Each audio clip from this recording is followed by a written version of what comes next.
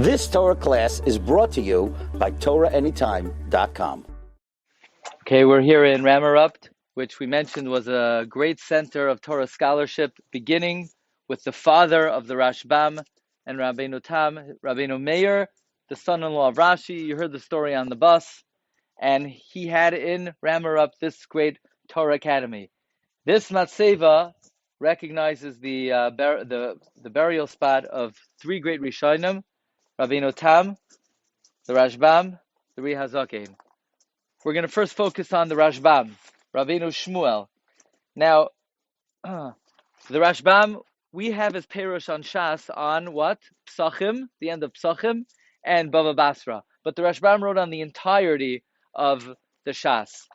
Here is what the Rashbam is most renowned for. In Parshas Vayeshev, the Rashbam says that he had a very extensive conversation and debate with his grandfather Rashi, because Rashbam said, the focus of the Rishonim, as it should have been, was mostly on the drush and mostly on the drushas of the Gemara, because the Ikar learning, the Rashbam says, is the drushas of Chazal, the drushas of the Gemara.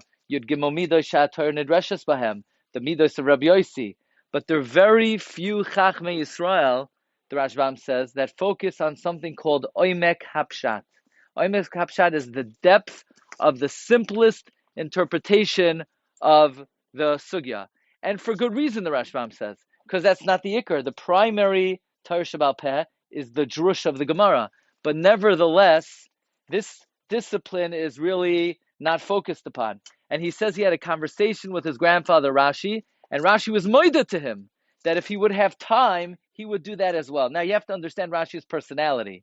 Just because the Rashbam said that Rashi was moida to him, doesn't mean that Rashi would agree that the way the Rashbam interpreted the Psukim was the more correct way, but Rashi was a very loving grandfather. That's the Rashbam's Mahalach. So for instance, Rashi has an approach to Mechiras Yosef. Who remembers? What does Rashi say by Mechiras Yosef? That Yosef was sold many times, and the Rashbam has a different take on it based on the simple reading of the Psukim.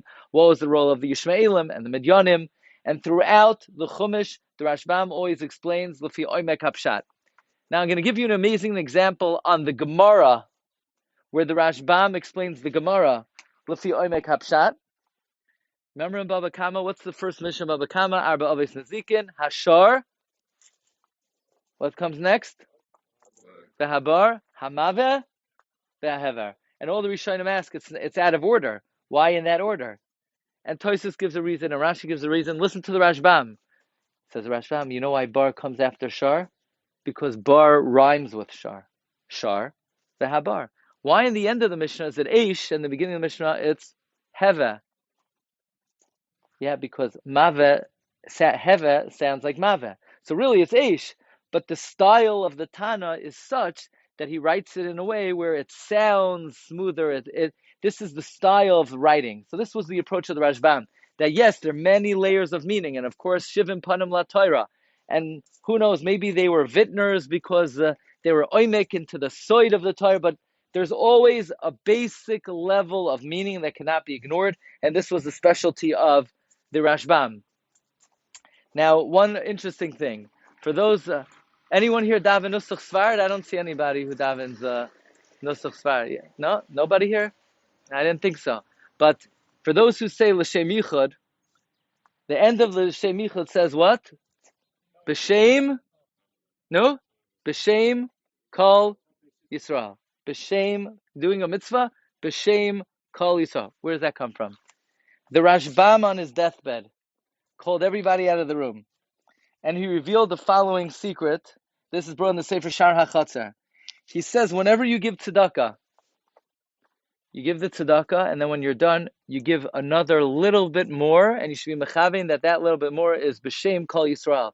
Because if you want your mitzvahs to be accepted, you want to do the mitzvah on behalf of all of Klal Yisrael. In fact, the Sefer Shar HaChatzer interprets nasayin titein loy ki beglal hadavar hazeh yivarech Hashem alkecha.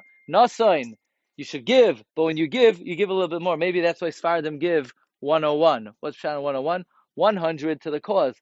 The additional dollar is so that you give the tzedakah b'shem kol Yisrael. This was the Chiddush the Rashbam revealed on his deathbed, and Zechusa Yogein Olenu Va'al Kol Yisrael. You've just experienced another Torah class brought to you by TorahAnytime.com.